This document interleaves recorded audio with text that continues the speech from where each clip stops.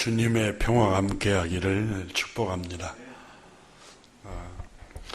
유대인의 5000년 전통 역사 가운데 가장 중요하게 여기는 책 2권이 있습니다. 하나는 하나님의 말씀인 첫째가 성경이고 그 다음에 탈무드입니다. 두 번째가. 이 탈무드에 내려오는 그 금은 중에 눈에 보이지 않는 것보다 마음의 눈이 보이지 않는 것이 가장 불행한 사람이다. 이랬습니다. 이렇게 적고 있는데, 다시 말하면 마음의 눈이 보이지 않는단 말은 깨닫지 못하는 걸 의미합니다. 깨닫지 못하는 게 더 큰 불행이다. 이렇게 말씀을 하고 있습니다. 남편이 옆에 있고 아내가 옆에 있는데 귀한 줄 몰라요. 깨닫지를 못해요. 늘 다른 외간 남자, 다른 여자가 더 귀하게 보이고 이것처럼 미련하고 어두운 불행이 없어요. 자녀가 옆에 있어요. 그래서 다른 집 자식이 더 부러워 보이고 이것처럼 불행한 게 없고 어두운 게 없어요. 네. 내가 살고 있는 가정이 가장 귀하잖아요. 근데 다른 이웃의 가정을 보면서 그 가정을 부러워하고 있고 이것처럼 불행한 게 없다는 거예요.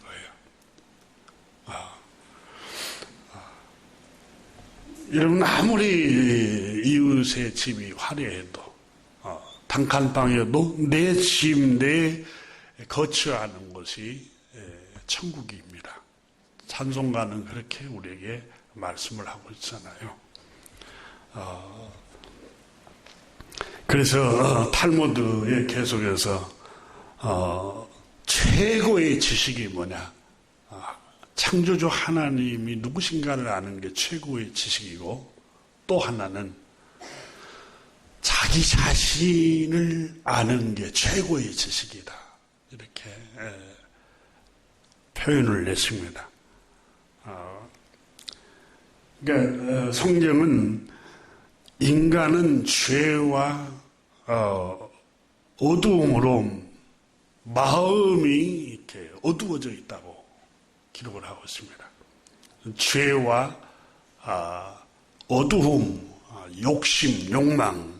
성경에 말씀하기를 욕심과 욕망이 어두움이라고 표현하고 있습니다. 욕심을 마음에 품으면 분별을 잘 못해요. 또 조급해지고 판단력도 잃어버립니다.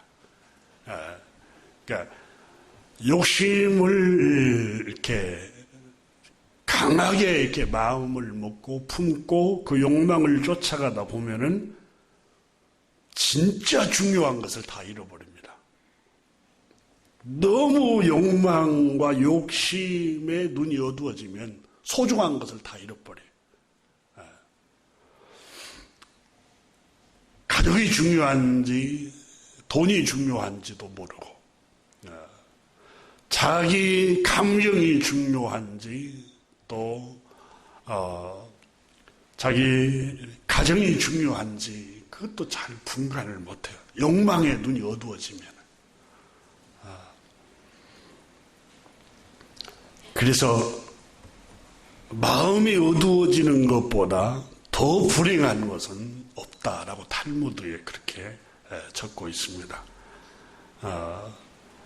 그래서 시편 기자는 주여 내 눈을 열으사 늘 주의 귀한 법을 보게 해주세요라고 기도했습니다.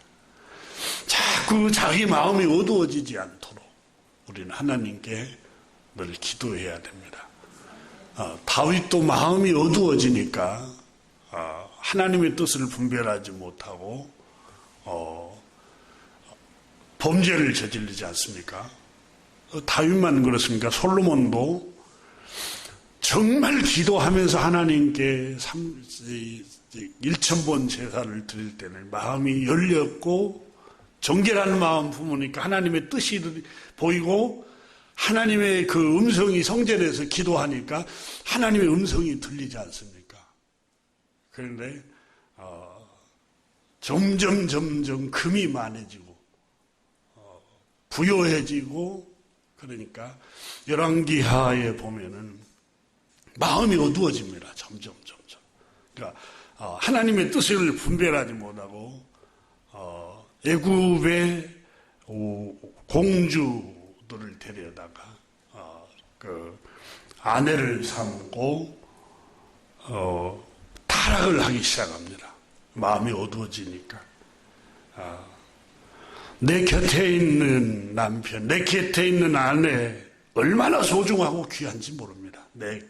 우리 집의 자녀들, 비록 그 자녀가 여러분 마음의 소원대로 또 기대만큼 부응하지 못해도 있는 모습 그대로가 소중합니다. 가장 소중한 거예요. 근데 그걸 소중한 줄을 모르고, 또 여러분 곁에 계신 부모님도 얼마나 소중한가 모릅니다.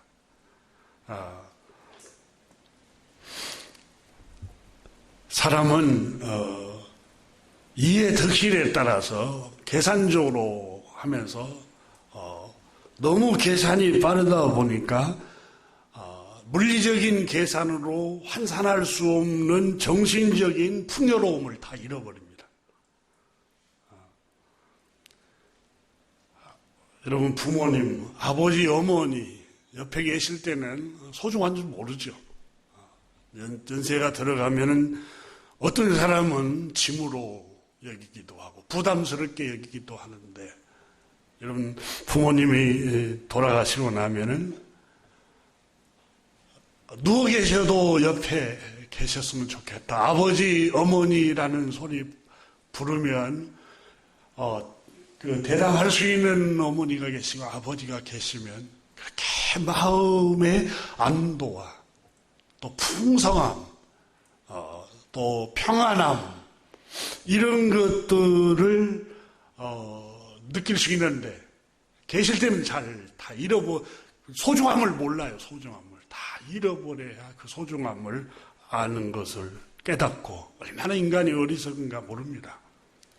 여러분, 우리가 건강한 게 얼마나 소중하고 축복이었습니까? 근데 코로나가 온 후로 이게 마스크를 쓰고 이렇게 살아가는 모습을 보면서 그때 얼마나 큰 하나님의 축복이었는가, 이렇게 우리가 알아가지 않습니까? 그래서 탈무드에는 자기를 아는 게 가장 큰 지식이다. 내가 하나님이 우리에게 주신 축복을 안다는 게. 그러면서 유태인 탈무드에 또 내려오는 검은 가운데 하나가, 가장 큰 부자가 누구인가? 세상에서 가장 큰 부자는 솔로몬이 아니다. 최고 가장 큰 부자는 만족할 줄 아는 사람보다 더 큰 부자는 세상에 없다. 이렇게 적었습니다. 그러니까 늘 만족한 삶이 뭡니까? 감사하는 사람들이죠. 늘 감사하고 기뻐할 줄 아는 사람들. 이게 만족할 줄 아는 사람보다 더 큰 부자가 세상에 없습니다. 여러분, 대부분 다 현대인들 가운데 수많은 사람들이 특히 경제가 부흥했던 유럽이나 북미는 물질이 풍요로운데도 만족을 못하니까 음란하고 쾌락을 쫓아가고, 그 다음에 쫓아간 게 마약. 그게 만족이 안 되니까, 돈으로도 만족이 안 되니까 마약을 하도. 그러면서 자살을 하고 폐인이 돼버리잖아요. 우리나라도 마약이 많이 들어오고 있습니다. 잘 살고 있고, 2만 달러가 넘은 후에, 또 3만 달러가 넘는 GDP가 넘은 후에 젊은이들이 마약을 많이 하는데, 물질적인 부로도 인간의 마음이 만족이 안 되니까 그 약을 흡입해서 사람이 행복을 찾고 만족을 찾으려고 헛된 것을 쫓아가고 있는 것을 볼 수 있습니다. 사람이 불행해지는 것 중에 하나가 여러분 만족을 못해서 불행하지 않습니까? 원망과 불평이 왜 나옵니까? 흡족하지 않다는 거예요. 삶이 만족하지 않으니까 늘 원망하고 불평하는 거예요. 부모를 원망하고 자식을 원망하고 형제들을 원망하고 여러분 주변에 늘 원망하는 사람, 대화 중에 늘 원망하는 사람은 그 마음에 행복이 없다는 뜻이에요. 아무리 옷으로 감추고 자동차로 감추고 겉모습 무슨 유명한 핸드백으로 갖고 다녀도 또 헤어스타일로 감춰도 안 감춰져요. 행복은. 이게 원망하고 불평하고 이런 것은 행복이 없고 행복하지 않다는 뜻이에요. 남편을 원망하고 아내를 원망하고 직장 동료를 원망하고 부모를 원망하고 어째서 그렇습니까? 마음이 그렇다는 거. 마음이 그 불만족으로 가득 찼다는 뜻인데 그럼 우리 영혼을 만족할 수 있는 게 뭡니까? 물질 아모스 8장에 그러잖아요.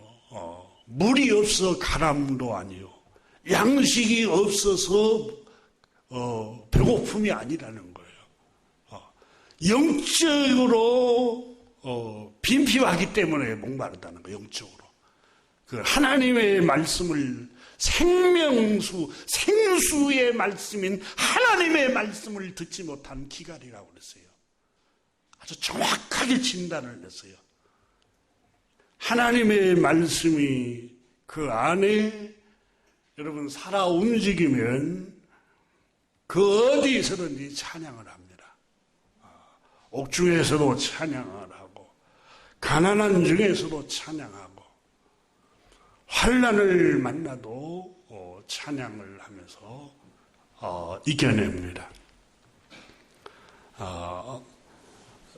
고린도서에 보면은 우리의 만족은 오직 하나님께로부터 난다. 그래서 하나님께로부터 창조주 하나님께서 우리 안을 충만하게 채워주셔야 여러분 인간은 만족할 수 있다. 그래서 신약 성경에 보면은 바울 선생께서 쓴 서신의 제일 첫 번째 13권 가운데 거의 제일 첫 번째 1절, 2절에 뭐라고 나오냐면 하나님 우리 아버지와 우리 구주 예수 그리스도께로부터 은혜와 평강이 너희에게 있을지어다. 하나님께서 여러분에게 은혜를 주시고 평안을 주셔야 여러분이 행복할 수 있습니다. 하고 말씀하셨습니다. 그리고 주님께서 제자들에게 요한복음의 16장에 말씀하셨습니다. 나의 평안을 너에게 주노니 내가 주는 평안은 세상이 주는 것 같지 아니하리라. 그랬어요. 하나님이 주신 그 평안은 여러분 샘솟는 기쁨이 있습니다. 샘솟는. 우리 옛날에 복음성 가운데 여러분 내게 강 같은 평화, 샘솟는 기쁨, 이거 하나님 주시는 마음입니다.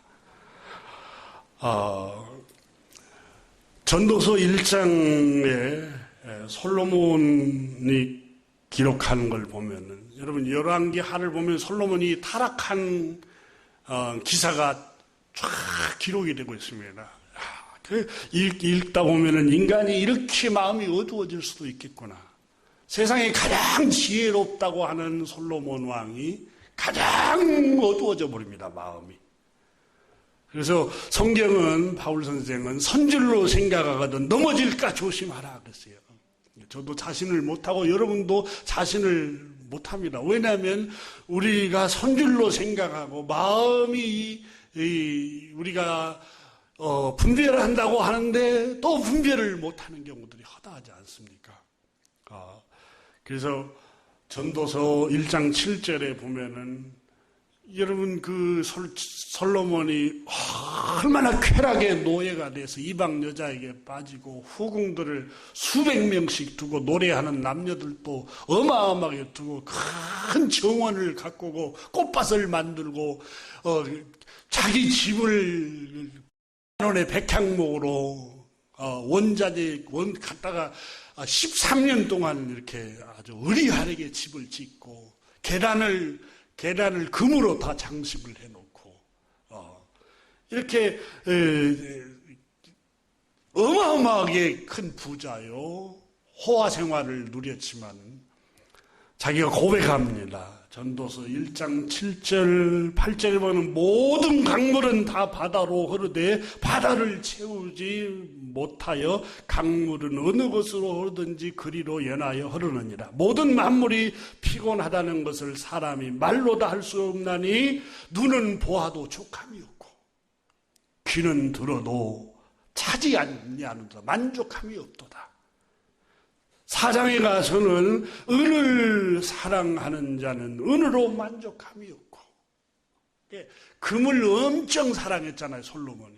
금으로도 만족하지 않고 풍요를 사랑하는 자는 소득으로 만족하지 아니하나니 이것도 헛되도다 이랬습니다. 재산이 많아지면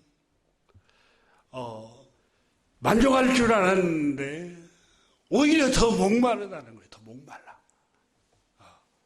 그런데 전도서 4장 12절에 보면 노동자는 먹는 것이 많든지 적든지 잠을 달게 자거니와 부자는 그 부유함 때문에 차지 못하느니라. 불면증을 얘기를 하고 있습니다. 지혜자 솔로몬은 그 호화스러운 궁궐을 짓고 정원을 어마어마하게 아름다운 정원을 갖고 있고 꽃밭을 가꾸고 있고 향락을 누릴 수 있는 아름다운 여인들이 많이 데리고 가수들도 데리고 살았지만은 그가 고백하기를 나는 불면증에 시달렸다. 전도서 읽어보면은 솔로몬은 불면증에 시달리고 있는 걸 볼 수 있습니다. 물질적으로 하나도 부족함이 없어요. 그리고 잠이 오지를 않는 거예요. 불면증에 어마어마하게 많이 시달리는 거예요. 제 아들 현인이가 아빠 학교 선생님 우리 동료 선배들 가운데 겉은 멀쩡한데 학교에 와서 아이들을 가르치는데 불면증에 시달리는 선생님들이 많아요. 잠이 안 온대요. 그러면서 엄마는 머리만 대면 잠이 드니까 얼마나 축복인 줄 아시냐고. 그러니까 여러분 그 얘기를 들으면서 정말 불면증에 시달리는 사람 겉은 멀쩡해요. 신사 같고 숙녀 같고 그런데 불면증에 시달린 사람이 많아요. 근데 솔로몬도 오직에서는 노동자는 먹는 것이 많든지 적든지 잠을 달게 잔다. 부러워하고 있습니다. 그런데 부자는 그 부유함 때문에 불면증을, 여러분 부유함이 인간의 심령까지는 터치를 못하는 거예요. 물질적인 부여는 육체를 충족하게 할 수 있어도 영혼과 심령을 건드릴 수가 없어요. 영혼과 심령을 만족해 하시는 분은 창조주 하나님의 생명의 말씀만이 그 영혼을 살리는 겁니다. 부자라고 해서 행복한 게 아닙니다. 잠을 달게 자지 못하는 경우들이 허다합니다. 저희 아버님이 살아계실 때 농부로 그리고 댄일을 하시면서 하루 종일 일을 하시다가 한 번씩 일을 하시다가 앉아서 이렇게 일을 하시다가 졸아요. 졸으시고 또 코도 오시고 그러면서 아가 내가 코를 골았냐? 네 아버지 조금 앉으셔서 이렇게 코를 고시고 주무셨다. 아가 이렇게 잠이 이렇게 노동자의 잠이 이렇게 달다. 그러시더라고요. 정말 잠언에도 여러분 인간의 행복이라는 게 부요함, 지위, 성공, 그리고 소유, 명품 이 목마름의 표시에 나 목말라, 내 영혼이 채워지지 않아, 그 함성이에요. 정말 만족한 사람들은 신경을 쓰지 않잖아요, 외부에. 내 마음이 풍요롭고 만족하니까. 하나님께서 사람에게 주신 복, 여러분, 만족한 삶입니다. 감사하는 삶이, 감사하고 만족한 삶이에요. 근데 감사와 만족한 삶을 하나님이 우리에게 주시는데, 이사야 55장 1절에 보면은, 오호라 너희 목마른 자들아 물로 나오라. 그렇죠, 물로. 여기 목마른 사람이 뭐가 필요하겠어요? 물이 필요하죠. 목마른 사람이 꿀이, 여러분, 아무리 달콤해도 목마름을 해결하겠어요, 꿀이? 목마를 때는 여러분 시원한 그 슈거, 설탕이 들어가지 않는 순수한 물이 사람을 시원하게 하고 만족하게 하지 않습니까? 우리 영혼은 물질적인 쾌락이나 소유나 또 지위나 명예나 그것이 우리의 영혼을 여러분 만족하게 할 수가 없어요. 그래서 이사야 55장에 너희 목마른 자들아 물로 나오라. 근원으로 나오라는, 근원으로. 목마르면 물가로 가야지. 돈 없는 자도 오라. 너희는 와서 3억 대 돈 없이 값 없이 와서 포도주와 젖을 사라. 여러분, 목마른 사람에게 돈이 없어도 만족할 수 있는 길이 있다. 돈 없어도 와라. 포도주와 젖을 사라. 여러분, 젖과 포도주를 베드로서에 뭐라고 말합니까? 순전한 젖, 생명의 말씀이라고 해서 생명의 말씀. 이사야 55장에도 2절에서 너희가 어찌하여 양식이 아닌 것을 위하여 은을 달아주며 배부르게 하지 못할 것을 위하여 수고하느냐. 배부르지 못할 것, 우리 영혼을 만족하지 못하게 하는데 그걸 쫓아가요. 쾌락을 쫓아가고 소유를 쫓아가고 명예를 쫓아가고 명품을 쫓아가고, 아무리 영혼을, 근원을 치료할 수 없는 걸 쫓아가고 있어요. 그런데 주님께서 말씀하시기를 너희는 내게 듣고 들을지어다. 그리하면 너희가 좋은 것을 먹을 것이며 너희 자신이 기름진 것으로 즐거움을 얻으리라, 만족을 얻으리라. 어떻게? 생명의 말씀을 듣고 들어라. 그 말씀이 영혼을 즐겁게 한다는 거예요. 그래서 생명의 말씀이라는 거예요. 성경의 말씀. 하나님의 말씀을 생명의 말씀이라. 이사야 55장 3절에 너희는 귀를 기울이고 내게 나와 들으라. 그리하면 너희 영혼이 살리라. 영혼을 살리는 게 하나님의 생명의 말씀입니다. 여러분, 예배당에 와서 교회 안 다니고 말씀 안 들어도 살아갈 수 있어요. 육체, 삶, 70년, 80년 살아갈 수 있죠. 여러분, 영혼이 살아나고 내 영혼이 기쁨과 즐거움과 만족과 감사에 넘치는 삶을 살려면 영혼의 양식을 먹어야 합니다. 그 영혼의 양식이 하나님의 말씀입니다. 고린도후서 3장 5절에 우리가 무슨 일이든지 우리에게서 난 것이 같이 스스로 만족할 것이 아니니 우리의 만족은 오직 하나님께로부터 나느니라. 바울 선생이 그렇게 고백했습니다. 자기는 지식을 쫓았지만 지식으로서 인간의 영혼이 만족하지 않다는 걸 고백합니다. 아무리 여러분 학사, 석사, 박사를 받아도 영혼을 터치하지 못해 지식은 하나님의 생명의 말씀만이 영혼을 만족해 합니다. 하나님께서 우리에게 생명의 근원 대신 하나님의 말씀을 가까이 함으로 인간이 만족을 누리고 행복한 삶을 살 수 있도록 복을 주셨어요. 또 하나, 이 땅에 사는 동안 하나님이 우리에게 주신 만족의 도구로 가정을 주셨어요. 가정을. 전도서 4장 9절에 보면은 두 사람이 한 사람보다 나으면 그들이 수고함으로 좋은 상을 얻을 것입니다. 여러분, 한 사람 혹시 그들이 넘어지면 하나가 그 동물을 붙들어 일으키거니와 홀로 넘어지면 붙들어 일으킬 자가 없는 자에게는 화가 있으리라.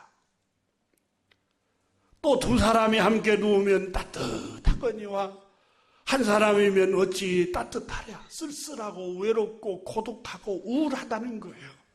하나님이 가정을 주신 이유가 뭡니까? 하나님께서 가정을 주신 이유는 두 사람이 한 사람보다 더 나으면 그들이 수고함으로 좋은 상을 얻을 것입니다. 여러분, 북미 국가, 저 유럽 국가들이 여러분 소득 수준이 4만 달러, 5만 달러, 6만 달러 이렇게 되는 나라들 있잖아요. 우리나라 배가 되는 나라들. 그 나라들은 대부분 다 부부가 일을 다 합니다. 부부가. 우리는 유교 사회에서 현대로 산업사회로 넘어오는 시기가 짧았지 않습니까? 그래서 지금도 남성 위주로, 지금은 많이 바뀌었습니다만은 남성 가장만 일을 하고 직장을 다니는 경우가 있었어요. 우리 세대와 우리 선배들 세대. 지금 젊은이들은 그래도 많이 그렇지 않는데. 그때 혼자 보니까 여러분 소득 수준이, 많이 올라갈 수가 없어요. 근데 유럽이나 북미는 우리가 한 사람이 일할 때 그런 부부가 일을 해요. 그러니까 소득성이 배가 되는 거죠, 배가. 그래서 그 GDP가 올라가는 이유가 그거죠. 그래서 전도서의 4장 9절에 그랬어요. 두 사람이 한 사람보다 나오면 그들이 수고함으로 좋은 상을 얻을 것입니다. 금방 일어서요. 두 부부가 일을 하게 되면 가정이. 이렇게 말씀을 하십니다. 하나님 가정을 주신 목적이 바로 그 다음에 그들이 넘어질 수 있죠. 그렇죠, 여러분. 넘어졌다고 너 넘어진 사람이야. 너 실패한 사람이야. 너 실수했어. 다시는 안 볼 거야. 그만둬버려.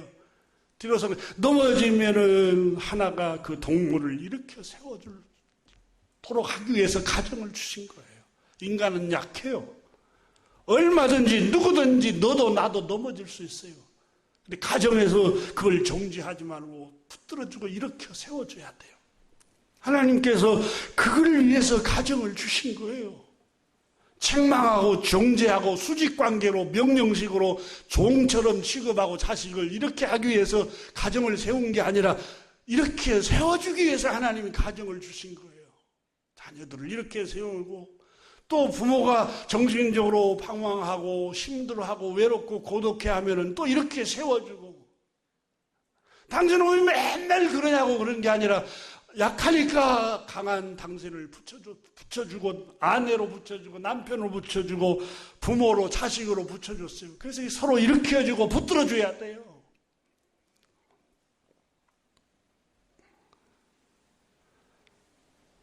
두 사람이 함께 누우면 따뜻하거니와 홀로면은 어떻게 따뜻하겠나요? 여러분, 성경의 고아와 과부를 돌보라는 이유가 정말 부모가 없는 고아가 된다는 것처럼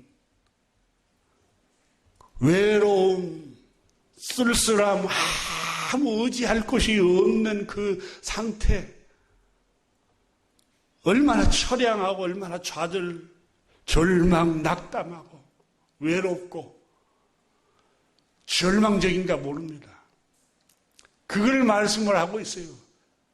그 남편이 있다가 남편을 잃어버렸을 때, 의지할 대상을 잃어버렸을 때 그 절망감, 그리고 거기에서는 상실감, 그것 때문에 여러분 정신병이 오는 사람들이 많잖아요. 그러니까 그걸 없애기 위해서 하나님 가정을 주신 거예요. 가정의 소중함을 몰라요. 항상 옆에 있으니까. 그래, 항상 옆에 있고 가정이 있는 거 하나님이 행복을 위해서 주신 거예요. 행복을 위해서. 한 사람이면 패하겠거니와 두 사람이면 맞설 수 있나니 그랬어요. 전도서 4장 12절에 한 사람이면 절망할 수 있어요. 우울할 수 있어요. 실패할 수 있어요. 넘어질 수 있어요. 자포자기할 수 있어요. 그러나 두 사람이면 맞설 수 있다. 우울함도 맞서서 이길 수 있고 절망도 맞서서 이길 수 있고 자포자기도 맞설 수 있다 그 말이에요.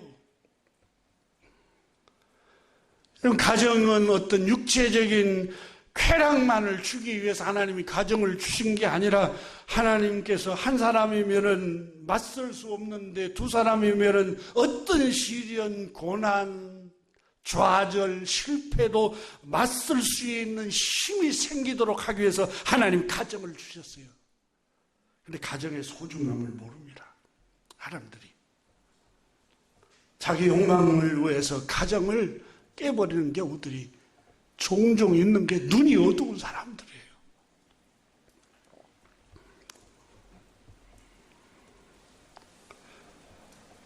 우리 주변에 여러분, 우리 이웃들, 하나님 우리 교회라는 공동체, 또 여러분 형제들이라는 끈끈한 그 관계, 하나님이 주신 행복을 위해서 여러분 한 사람 한 사람, 우리 한 사람 한 사람 행복을 위해서 주신 공동체입니다.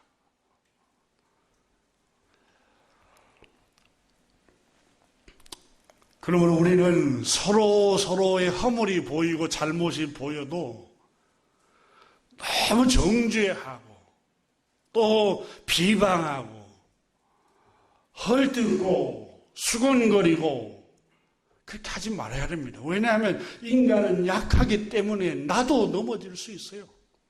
얼마든지. 갈라디아서 6장 1절 2절에 하나님께서 바울 선생님을 감동을 시켜서 다음과 같이 구원했습니다. 형제들아, 사람이 만일 무슨 범죄한 일이 드러나거든 신령한 너희는 온유한 심령으로 그러한 자를 바로잡고 너 자신을 살펴보아 너도 유혹에 빠질까 조심하라, 두려워하라 그랬어요. 그러니까 형제가 허물이 보이고 형제의 죄가 보이고 잘못이 보이면 그를 정죄하지 말고 너 자신을 돌아보라는 거울로 삼고 나를 보고, 여러분 왜 저 사람은 저럴까 이런 생각이 들 때는 나를 돌아보라는 거냐. 거울로 나를 늘 비춰보라는 거예요. 왜냐하면 자기가 자기를 잘 못 봐요. 저도 저를 잘 못 봅니다. 이럴 때만 하나님의 말씀으로 비추고, 또 종종 제 아내한테 내가 나를 잘 못 보니까 나를 지적해달라고, 나를 비판해달라고 이렇게 얘기합니다. 왜냐하면 못 보니까. 왜 나의 잘못을 지적하냐고, 왜 나를 그렇게 평가절하하냐고 이렇게 생각하면은 여러분 자기를 못 봐요. 마태복음 7장에 보면은 우리 주님께서 친히 말씀하셨습니다. 어찌하여 형제의 눈 속에 있는 티는 보고 내 눈 속에 있는 들보는 깨닫지 못하느냐. 여러분 오늘 본문에 바울 선생님께서 그렇게 말씀합니다. 9절에 전에 율법을 깨닫지 못할 때는 내가 살았더니 깨닫지 못했을 때, 여러분 바울 선생이 율법을 갖고 살았어요. 어렸을 적부터 율법을 암송하고, 율법의 지식으로 말하면 바리새인 중에 가장 으뜸이에요. 성경을 달달달 암송하고 하나님의 말씀을 지식으로 알고 있었어요. 알고는 있었는데 마음으로는 깨닫지를 못했다고 고백하잖아요. 그러니까 지식하고 깨닫는 것하고는 차이가 있습니다. 깨달을 때 지혜가 생기는 거예요. 바울 선생은 오늘 본문 말씀에 율법을 나는 깨닫지 못했었던 사람이었습니다 라고 고백을 합니다. 8절에서. 얼마나 지식의 사람입니까? 경건한 사람입니까? 그리고 열심으로 말하면 바리새인 중에 최고의 득심을 가진 사람입니다. 율법으로 말하면 자신은 흠이 없다고 고백했습니다. 그런데 깨닫지 못했을 때 그런 고백을 했다는 거예요. 깨닫지 못했을 때. 그런데 정말 율법을 깨닫지 못할 때는 내가 살았더니 그 말은 내가 교만했다는 거예요. 늘 내 중심, 내가 주인이고 내가 중심이어야 되고 항상 내가 우선순위고 항상 내가 어려워 있었고 내가 가장 어렵고 경건하고 가장 공로가 많고 이렇게 생각을 했다는 거예요. 율법을 깨닫지 못했을 때는. 여러분, 생명의 말씀인 율법의 말씀을 성령 하나님께서 우리에게 깨닫게 하시지 않고 비추지 않으면 바울 선생님만 그러겠어요. 저와 여러분도 똑같은 저지의 고백을 할 수밖에 없습니다. 여러분, 누가 교만합니까? 율법을 깨닫지 못한 사람들이 교만한 겁니다. 바울 선생님은 그렇게 말씀하고 있어요. 3장에서는 여러분 로마서 3장을 19절에 보면은 우리가 알거니와 율법이 말하는 바는 율법 아래 있는 자에게 말하는 것이니 이는 모든 입을 막고 온 세상으로 하나님의 심판 아래 있게 하려고요. 20절에 그러므로 율법의 행위로는 그 앞에 의롭다 하심을 얻을 육체가 없는 율법으로는 죄를 깨달음이니라. 그러니까 율법을 통해서 깨달을지 못했을 때 내가 죄인이라는 것을 알지 못했을 때는 항상 내가 살아있었어요. 항상 내가 중심이고 항상 내 어려움에 빠져 있었고 항상 내 오만과 교만으로 가득 차 있었는데 하나님의 말씀을 깨닫지 못했을 때 항상 내 중심이었다는 거예요. 그런데 율법을 깨닫고 나서는 여러분 빌립보서에 뭐라고 고백합니까? 그리스도를 아는 지식이 가장 최고의 지성이라. 나는 그리스도를 알기 위해서 나는 모든 것을 배설물로 여기노라 그랬어요.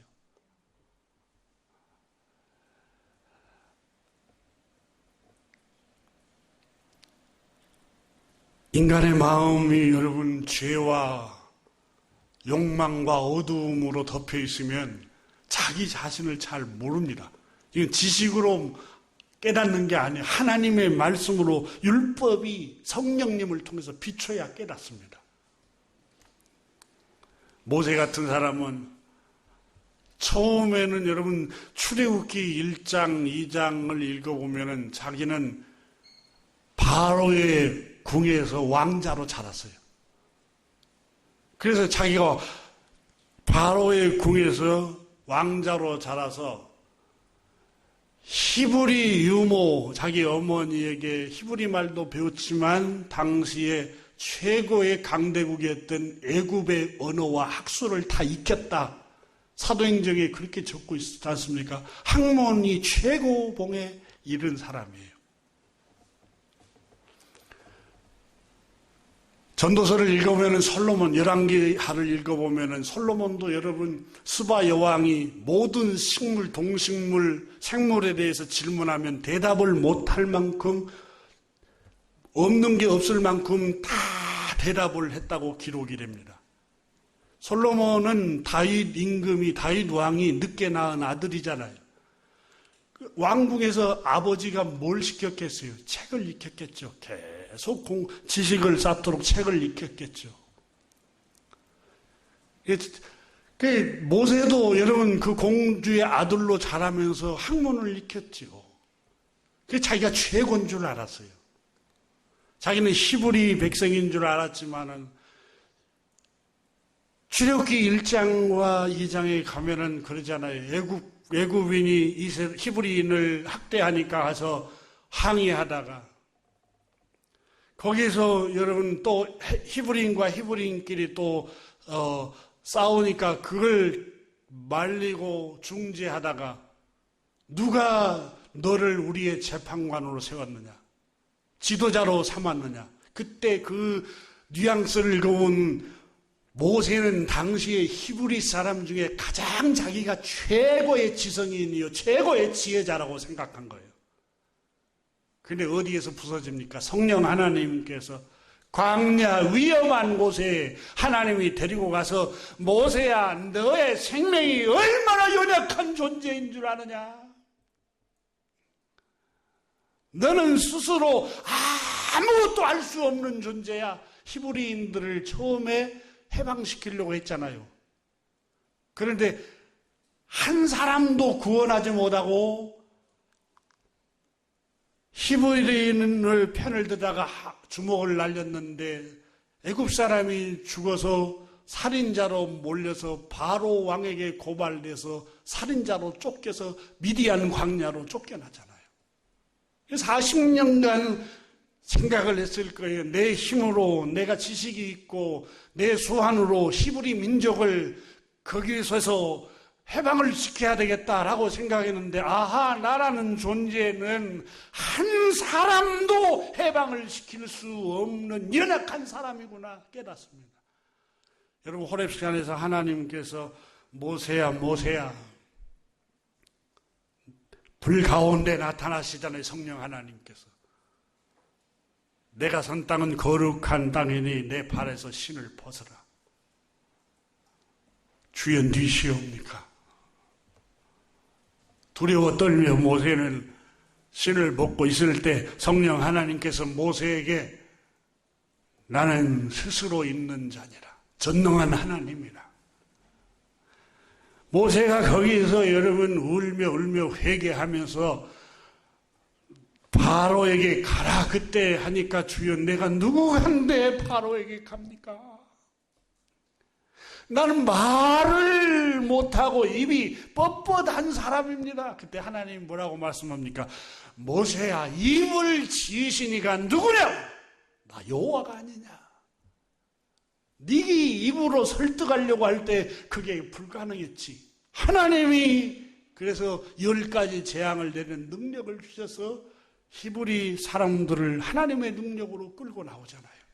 자기 힘으로 하려고 할 때는 안 됐어요. 근데 이걸 깨닫기까지는 처음에 여러분 성령 하나님께서 말씀으로 비추기 전에는 자기가 최고인 줄 알았어요. 자기가. 근데 80살 돼서야 비로소 자아가 부서지고 자기가 얼마나만큼 비천한 존재인가를 그때 깨닫습니다. 요셉처럼 30대에 깨닫는 사람도 있고 모세처럼 80세에 깨닫는 사람도 있고, 중요한 것은 여러분 언제 깨닫느냐가 중요한 시기가 아니라 지금 깨달으면 돼요. 지금 성령 하나님께서 나를 깨닫게 하셔서 나를 겸손하게 하시면 그게 하나님께서 주신 선물이에요. 이사야 6장 9절에 인간의 마음은 죄로 어두워져 있음을 이렇게 표현했습니다. 여호와께서 이르시되 가서 이 백성에 이르기를 너희가 듣기는 들어도 깨닫지 못할 것이요 보기는 보아도 알지 못하리라. 왜? 마음이 어두워져 있으니까. 여러분, 욕심이 많고 욕망이 너무 강하면 그 사람에게 투명한 올바른 길을 제시해도 안 들립니다. 그 사람에게. 여러분, 부부관계도 마찬가지고 자녀와 부모 자식 간에도 마찬가지지. 어떤 개인이 여러분 너무 욕망에 사로잡혀 있고 욕심이 강하고 다 보면은 아내가 하는 말도 안 들리고 남편이 하는 말도 안 들리고 부모가 하는 말도 안 들려요. 이게 어두운 거예요. 어두워.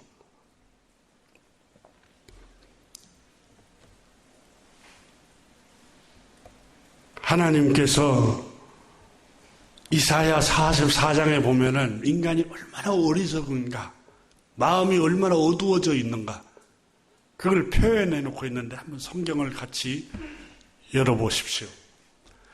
이사야 44장에 보면은 인간이 이렇게 마음이 어두울까 할 정도로 하나님께서 이렇게 말씀합니다.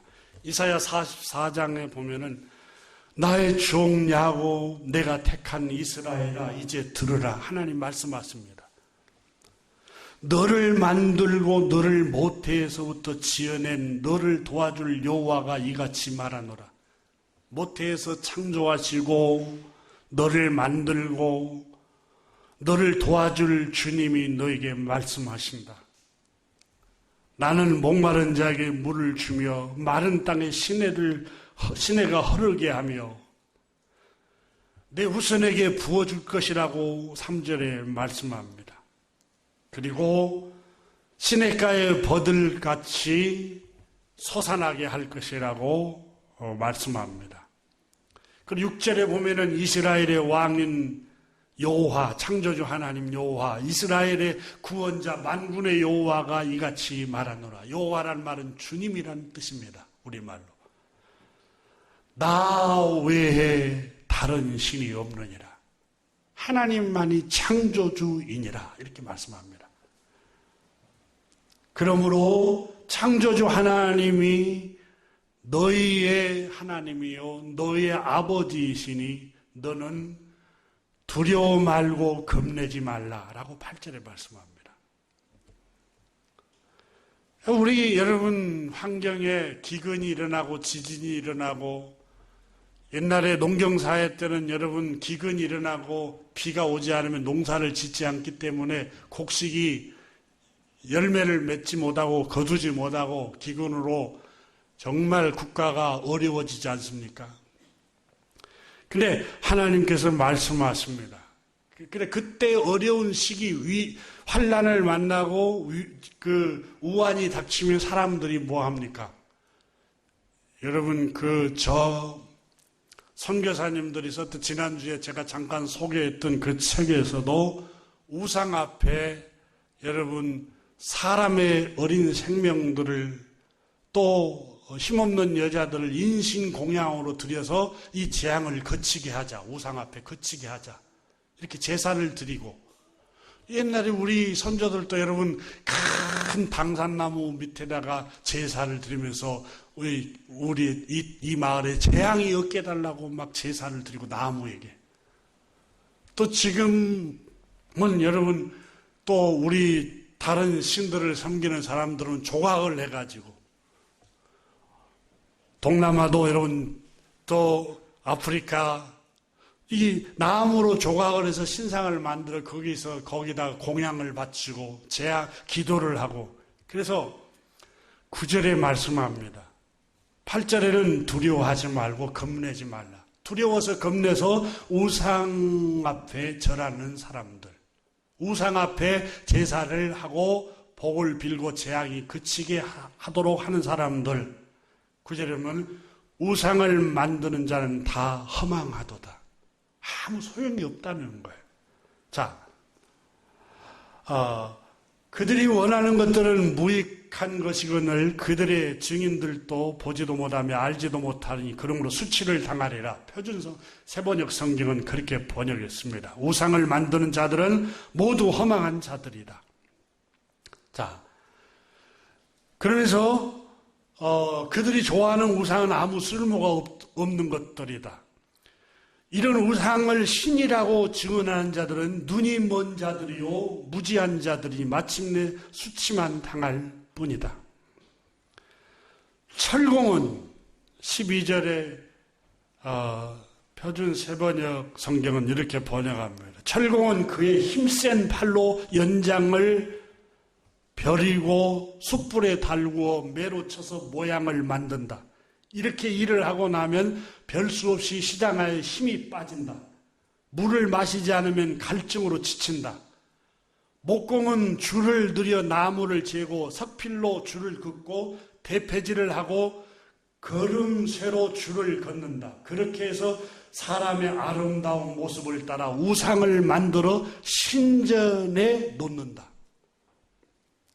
그는 용도에 따라서 백향목을 찍어 오기도 하고 삼나무와 상수리 나무를 베어 오기도 한다. 그러나 그 나무는 저절로 튼튼하게 자란 것이지 그들이 키운 것이 아니다. 하늘에서 내리는 비를 머금고 자라는 것이지 그들이 자라는 것이 아니다. 이 나무는 사람에게 땔감에 지나지 않는다. 목공 자신도 그것으로 몸을 따뜻하게 하고 불을 피워 빵을 굽기도 한다. 그런데 그것으로 신상을 만들어서 그걸 세워놓고 그 앞에 절을 하고 그걸 섬기고 그 앞에 엎드린다. 우상을 만드는 것과 꼭 같은 나무 반토막으로는 불을 피우고 그 불덩이 위에 고기를 구워 먹고 그것으로 배를 불리며 또 몸을 따뜻하게 하며 불을 보니 따뜻하다고 말한다. 불을 떼고 남은 토막으로 신상 곧 우상을 만들고 그 앞에 엎드려 숭배하고 그것에게 기도하며 나의 신이여 나를 구원하여 주십시오 라고 빈다. 이 백성이 알지도 못하고 깨닫지도 못하는 것은 그들의 눈이 가려져서 볼 수 없기 때문이며 마음이 어두워져서 깨달을 수 없기 때문이다. 얼마나 사실적으로 표현했습니까? 신상을 여러분 그 쇳물을 녹여서 신상을 주물로 만들어 가지고 그 쇠로 여러분 망치로 사용할 수도 있고 내가 음식을 해먹는 음식 도구로 사용할 수 있는데 그걸 또 부어가고 만들어가고 거기를 세워놓고 거기 앞에 절을 하고 그 앞에 복을 빌고 그 철에게 또 나무에게 거기에게 재앙을 면해달라고 기도하는 인간의 모습을 보니 이게 마음이 어둡지 않고는 정상적인 사고로는 그렇게 불가능하다는 거예요. 지금 나무로 만들어 놓은 신상 똑같은 나무 제목에서 하나는 떼다가 신상을 만들고 조각에서 하나는 떼다가 불 뗄 감으로 쓰고 똑같다는 거예요. 근데 그걸 만들어 놓고 세워놓고 거기다가 복을 빌고 그걸 숭배하고 그것에 공양을 드리고 우상을 섬기니 인간의 마음이 얼마나 어두운가 하고 탄식을 하고 있습니다. 오늘 본문에 바울 선생은 전에 구절에 율법을 깨닫지 못할 때는 내가 살았더니 율법을 깨닫지 못할 때는 교만했다는 거예요. 어마어마하게 교만했어요. 항상 자기가 최고고 자기가 가장 의롭고 자기가 가장 중심이고 이 구절을 종교개혁자 마틴 루터는 주석서에 이렇게 표현했습니다. 율법이 비추고 성령님을 통해서 깨닫게 하기 전에는 내가 살아 있었지만 실상은 내 영혼은 죽어 있었습니다. 성령님께서 율법을 통해서 비추기 전에는 가장 거룩하고 지혜로운 사람들조차도 율법을 완전히 깨닫지 못합니다. 라고 해석했습니다. 사랑하는 교우 여러분, 우리는 성령 하나님께서 우리를 율법을 통해서 비추지 않으면 내가 누구인지 잘 모릅니다. 그리고 우리는 우쭐거리며 사람을 하대하고 사람을 존중하지 않고 자기가 더 다른 사람보다 더 낫다고 생각을 하며 살아갑니다. 사랑하는 교우 여러분, 바울 선생이 그렇게 살았다고 고백합니다. 우리는 하나님 앞에서 율법이 뭐라고 말씀합니까? 너는 심판받을 죄인이야. 너는 하나님 앞에 비천한 존재야. 너는 하나님 앞에 허물과 죄의 사람이야. 오늘 본문 여러분 마지막 절까지 읽었잖아요. 바울 선생님이 뭐라고 말합니까?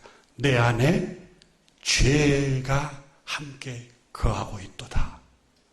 죄가 내 안에 지금 살고 있다고 고백하고 있습니다. 우리 서로 하나님 앞에서나 사람 앞에서 한 주간 살아가는 동안 겸손하게 살아가기를 주님의 이름으로 축복합니다. 기도하겠습니다.